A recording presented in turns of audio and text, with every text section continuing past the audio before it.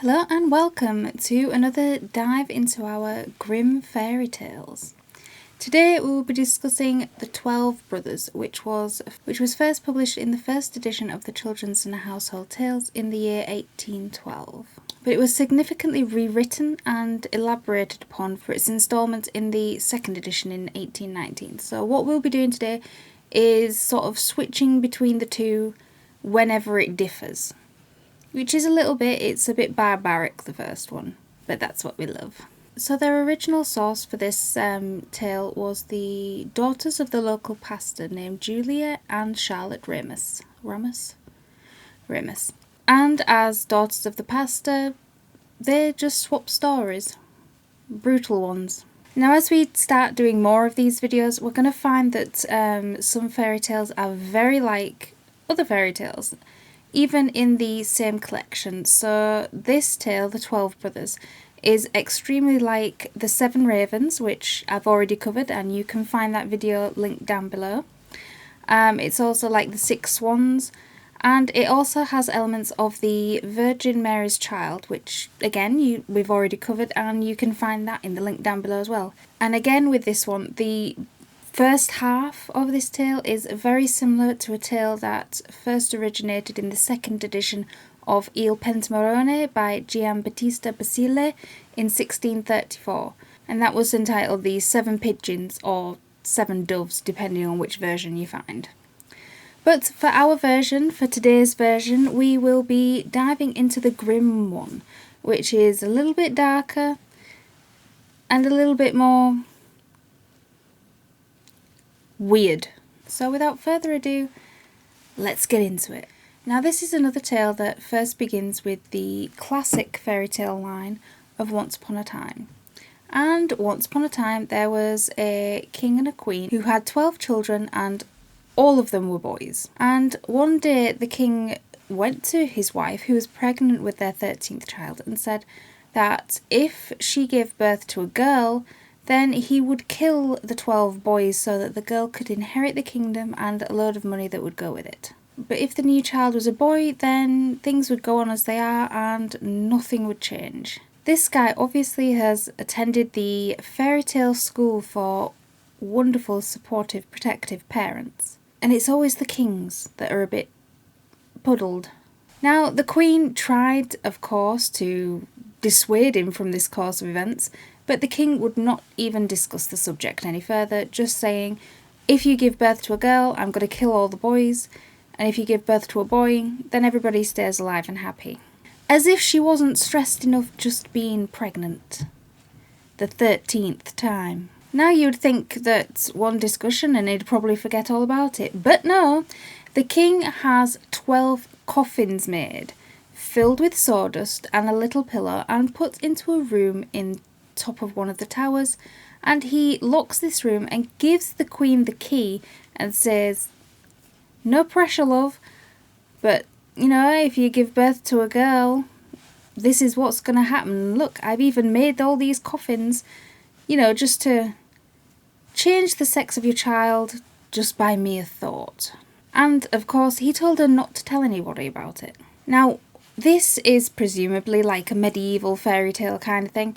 Why she doesn't kill him is just beyond me. In other fairy tales, he'd have been dead before he'd even got the coffins made. I mean, the woman's got 12 boys who are probably loyal to her. She can kill him and get away with it. And why she doesn't do that, I don't know. But she just lets him live with this threat of child murder just hanging over all of her pregnancy for all of these months. And she does nothing except cry. And she cries because she loves her children so much, and she can't figure out a way to save them. I'm guessing putting something in his dinner would be a step too far. Now finally she goes to the youngest boy, who was her favourite, and she reveals to him what's going to happen. And she takes him to the tower room and shows him all these coffins to back up her story, because he didn't believe her, because the king was his father. The dude is fucked. And the queen reiterates to her favourite child that if the baby is a girl, they will be murdered and put in these coffins and buried. I'm assuming they're going to be buried and the coffins aren't just going to rot in the tower. But that could be an option too. You never know. The Queen wept with every word that she was saying to her favourite child. But her son told her, "Don't worry. We'll just run away before the baby drops. He won't be able to get us." Killing him is an option. And none of them pick it up. I'm telling you, in other fairy tales, the guy would be dead by now. So the Queen gathers all 12 of her sons together in one room and retells them the tale of what the king, their father, is going to do to them if she gives birth to a girl. She tells them to go into the forest that's kind of close and wait there until she gives birth. One of them will have to climb the tallest tree in the forest every day, and as soon as she gives birth, if she gives birth to a boy, then she will have a white flag raised on the tallest tower of the castle, and that will be their signal that it is safe to come home. However, if she gives birth to a girl, then the flag that she raises will be blood red, and they've got to, scarp her, or the king, because the king is going to come and get them and kill them. And this Mother of the Year says that she will pray for them. She would pray that they're not frozen to death in the winter, and that in the summer they have shade so they don't get burned. So I guess between murder and freezing to death and burning to death in the sunshine, I'm guessing they're the only 3 options on this table. It certainly seems that way. So the Queen gives her blessing to her boys and sends them off into the forest, where they begin to keep watch for the flag going up on the castle. When 11 days had gone by, so these boys have spent nearly a fortnight in the forest with no food, no drink, no company, no nothing, and a flag gets raised on the tower, but it isn't a white one. It's a red one, and it's blood red, proclaiming that they have been sentenced to die. Now, when the rest of the brothers hear this news, they grow very angry and say, why should they die just because of a girl? And they say, let's make an oath that we will remain in the middle of the forest, and if any maiden should cross our path, whether on purpose or accidental, then they will kill her without mercy. There's 12 of them, plus their mother, and 1 king. I'm just saying, repeatedly, it's an option, rather than to massacre every female that crosses their path. Now, some versions have them go into the heart of the forest and they find a cave in which to live, and some other versions have them finding an enchanted hut in the middle of the forest that was unoccupied, and they decide to live there. So we're going to go with the hut because it makes more sense a bit further down the line. Now, every morning the 11 oldest brothers go out to hunt and fish and, bring home food. And the youngest stays behind and cooks, cleans, keeps house essentially.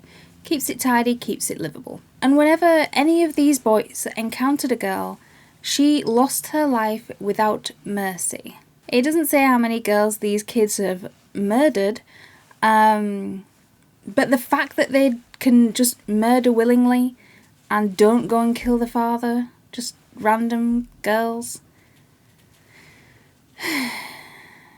it's a lot. And this is how they lived for many, many years. Now, meanwhile, while this massacre was going on, their sister grows up fair of face and just beautiful and perfect. She was born with a golden star on her forehead, and this denotes her cosmic connections, royal descent, and magical beauty. Now here some versions really do differ. That some versions have the princess talking to a washerwoman that works in the castle, and some of them have them talking to her mother. So they all agree that one day there was a lot of washing to do, so the princess decides to go and help. And while she's helping the washerwoman, this is like several years after all, she's a teenager, it's been a long time, and among the clothes that were due to be washed, the princess finds 12 shirts. For all the years of her life these things have been here, why weren't they washed before? Or got rid of? Or burnt? Or... It's a fairy tale. It's just a fairy tale. Now, she asks the washerwoman, who the hell are these for? Because they can't be for the king, because they're too small for him, and they can't be for me, they're boy shirts. And without without any sort of preamble, the washerwoman tells her the whole story. That she had 12 older brothers and that they mysteriously disappeared just before her birth. And nobody knew where they'd gone to because everybody knew that the king wanted them dead. They knew this thing, they didn't know that he'd made the coffins. Now, in the version where she goes to her mother, the queen tells her the story of everything that the king was going to do to them because she'd been born a girl, and she actually takes her by the hand to the locked room and shows this child the 12 coffins that are still laid out. They haven't been got rid of, they're still there waiting. Now, the princess was beyond astonished because for all her life she'd never even heard mention that she had any brothers. And during the afternoon, when she's sat in the meadow and she's watching all this washing dry, and these 12 shirts have been washed and they're just hanging on the line, she comes to contemplate the story yet again, and she gets up and she takes the shirts and she decides to go into the forest to look for her brothers. And she doesn't get lost, and she goes straight to this enchanted hut. Say anything about her, but this girl's got a mean sense of direction. She goes straight to this hut and she goes straight in through the front door, and she's surprised to find a young boy in the hut, and he asks her, "Where are you from and where are you going?" And he was filled with wonder by her great beauty, her royal clothing, and the golden star on her head. The girl replies to him that she is a princess of the kingdom and she is searching for her missing 12 brothers, and shows him the shirts that she's brought with them, to bolster her appeal. And the boy realises that she is their true sister, and they both begin to cry and they feel so much love for each other and they couldn't stop hugging each other.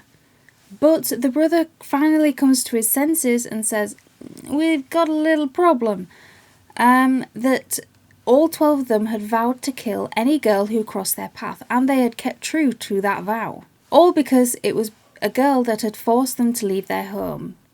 It wasn't, it was their father, but I will bang my drum on this till the end. Now, the princess said in true princess fashion that she would gladly give her life for her brothers if it meant that they could go home. But her brother said that that was a ridiculous notion, and she was to hide under the bathtub until her brothers came home and he could charm them, talk them round, essentially. Talk them out of cold-blooded murder. Now, when night fell and the 11 older brothers returned, they asked the younger brother if there had been any news, and he said, "Oh, I've got some right gossip for you." And they, of course, said, "Well, tell me, I want to know. And he said, "I'll only tell you if you promise not to kill the very next girl that steps across our threshold." And they were all eager for the goss, so they said, "All right, we won't kill him." And they all promised, and the younger brother brought their sister out from hiding, and they were so overjoyed to see their sister that they forgot all about their vow, forgot all about their oath, and they hugged and kissed each other and were very, very joyful. Now, in some versions, this first interaction goes very differently. Instead of just waltzing into a random hut in the woods, never a good option when you're a girl alone in a fairy tale. In fact, never a good option when you're alone anywhere. Just don't wander into forest things. And when her younger brother first catches sight of her, he draws his sword and tells her in a deadly voice to kneel, and he's going to bathe the floor in her blood by chopping her head off. And the girl pleads with him and says, "Please spare my life, and I will never forget it. I'll serve you honestly. I'll cook, clean, keep house. I'll do all the servant work. Just please don't kill me." And it's only after he says, "All right, fine, I won't," because that means I can go out hunting and you can stay in clean, that then she reveals that she's their sister. Only after that. But then, wow. So the princess stays at the hut with the younger brother, and she gathers firewood, she collects herbs, she cooks, she cleans, she keeps house. She makes sure that everybody has exactly what they need. And the brothers were perfectly content with this arrangement. Of course they were. And they all lived together in perfect harmony. And you'd think that's where it would end. But this is a Grimm fairy tale. It doesn't end there. Because one day the princess was preparing a fine meal for them. And everyone was having a great time, eating, drinking their fill, just having a party, more or less. And she goes outside and she sees 12 white lilies growing near the garden. And she thinks, you know what I'm going to do? I'm going to pick those and I'm going to give one to each of my brothers to show my appreciation. Just as she was in the middle of picking all these flowers, she hears a great whooshing sound and her 12 brothers turn into 12 ravens and promptly fly away. Now, as she was turning around to see what was happening, the princess catches sight of an older woman, fucking suspicious, and the older woman has the nerve to say to the princess, "What have you done? Those lilies were your brothers, and now you've picked them. They're just ravens forever. Look at what you've done again.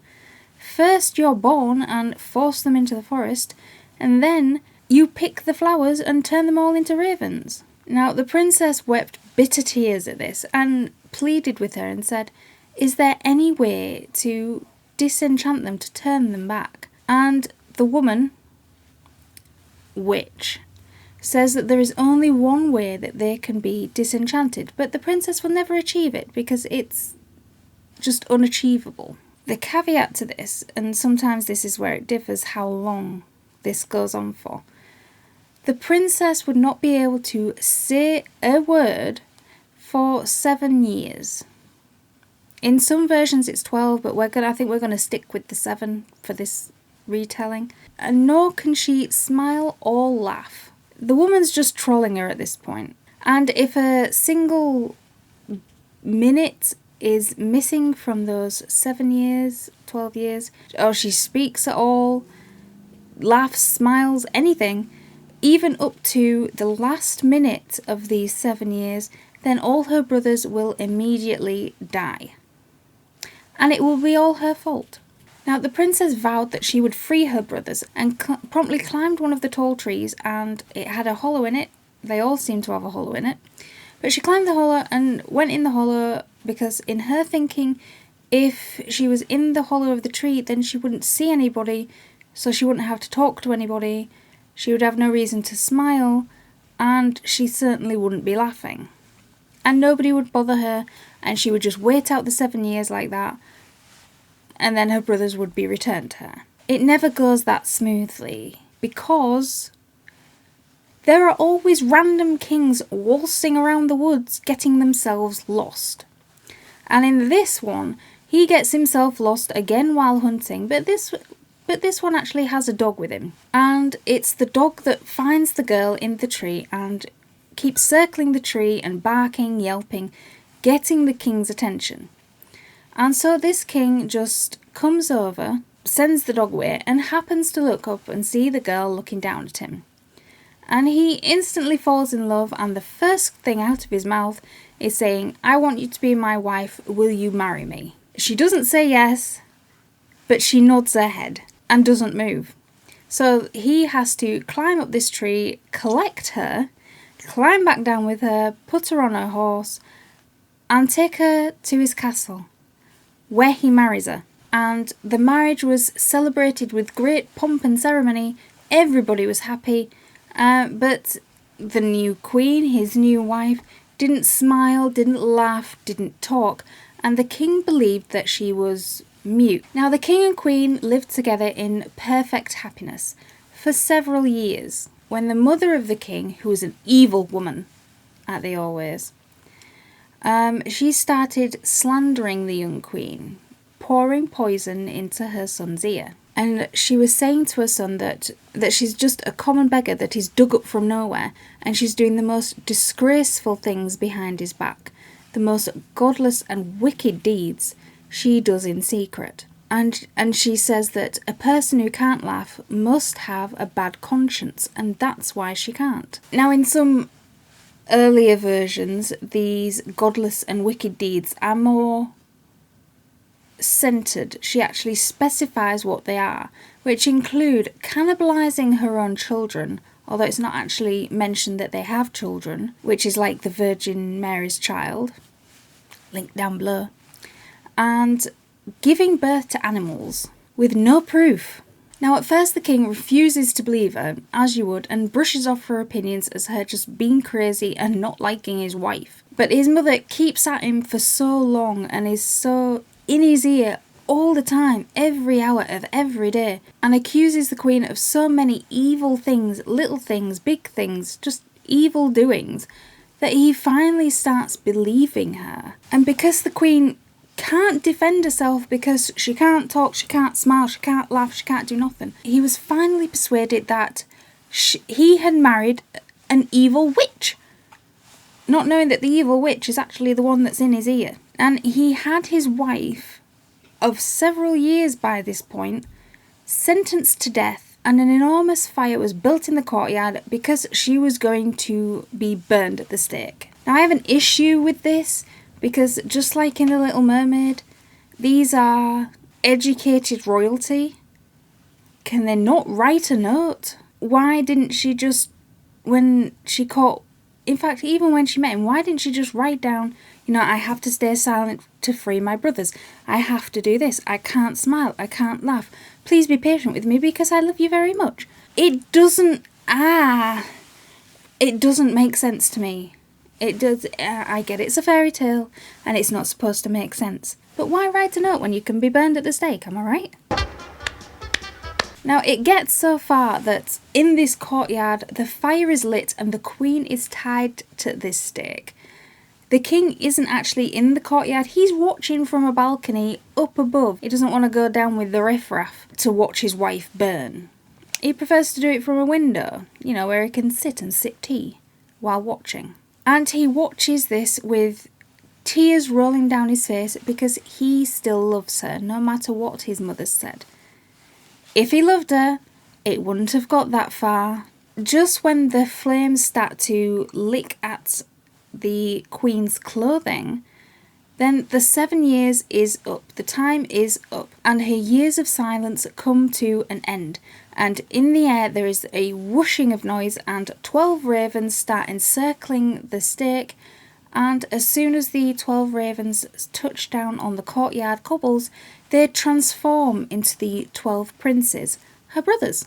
And they promptly stomp on all the fire, put the fire out, untie their sister, and shout up to the king that he is an absolute bastard and deserves to be alone.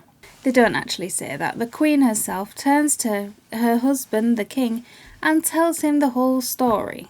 Why she had taken a vow to be silent, never smile, never laugh, and why she couldn't even break that vow, even at the threat of her own death.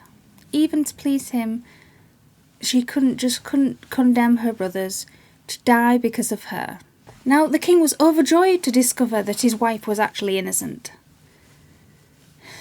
And they hugged and kissed and lived happily ever after in perfect contentment. So that's how you save your marriage, guys. Condemn your other half to be burnt alive and then save her at the last minute, or him. You could always tie him to a stake. But before all this joyous contentment, harmony, wonderful family life could really begin, there was still one problem that had to be worked through. They had to decide what they had to do with the king's evil, evil mother. So what do you think they decided to do with her? So pop it down in the comments what you think they did with her. Pause it. I'll wait. Did they put her before a judge in a court? Did they banish her to lands unknown? Did they chuck her in the dungeons and throw away the key? Did they exile her? Did they execute her? Did they tie her to a stake and burn the bitch? None of the above. They decided that they were going to stick her in a barrel full of boiling oil, poisonous rabid snakes, and watched her ghastly death. Slowly. So if you have a troublesome mother-in-law and a barrel that you don't know what to do with, here is your sign of what you may do. And as always, keep reading.